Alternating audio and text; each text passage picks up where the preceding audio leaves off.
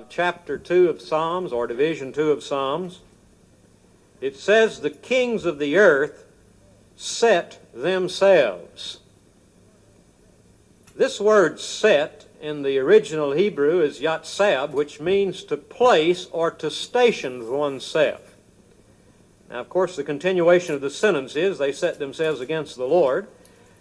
But the continuation of this psalm says that they are trying to break the prophetic cords that bind them in certain positions that were put on them by God the Father and by the Son, Jesus Christ. I don't know how any Jew on earth can read this second psalm and not believe in Jesus.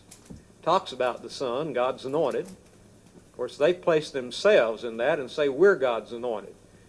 But nevertheless, that's not what the Lord's talking about. We Christians know that He's talking about Jesus here. And in verse 1, here's a present-day English translation.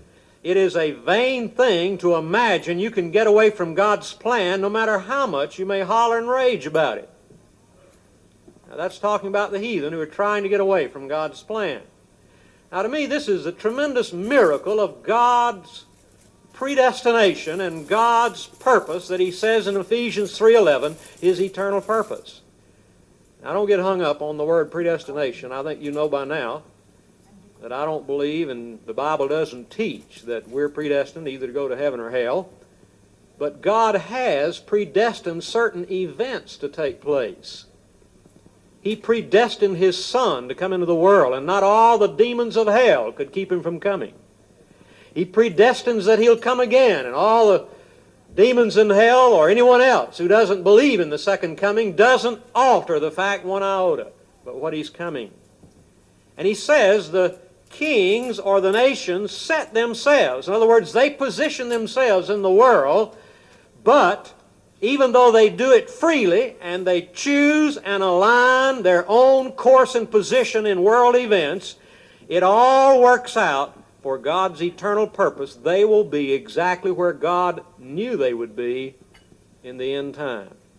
Now, to me, that takes a greater sovereign God than that the Calvinists teach. The Calvinists teach that God predestined everything that happens. No matter what it is, we're just little puppets on a string, and God predestined some to heaven and some to hell. I don't believe that.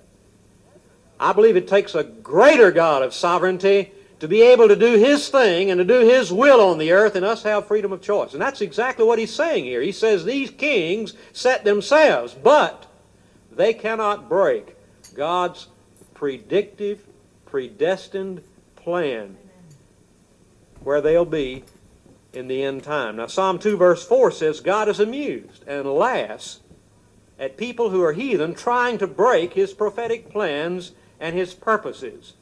And He announces that Jesus, His Son, will finally rule over all the earth in verses 6 through 9.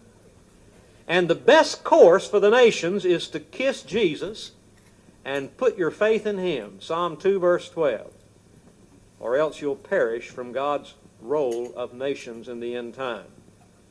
All right, now all of that is introductory. I want to say that just simply to say this. To me, it is the most fascinating thing in the world today to watch the nations setting themselves in certain positions, and they don't have an inkling.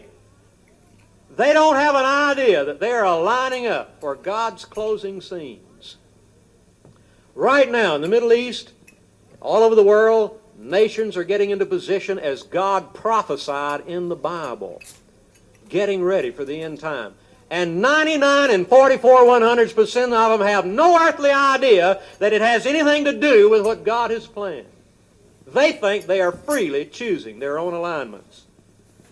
Now, let's, this morning, look at what's ahead and see who's on what side. The Bible teaches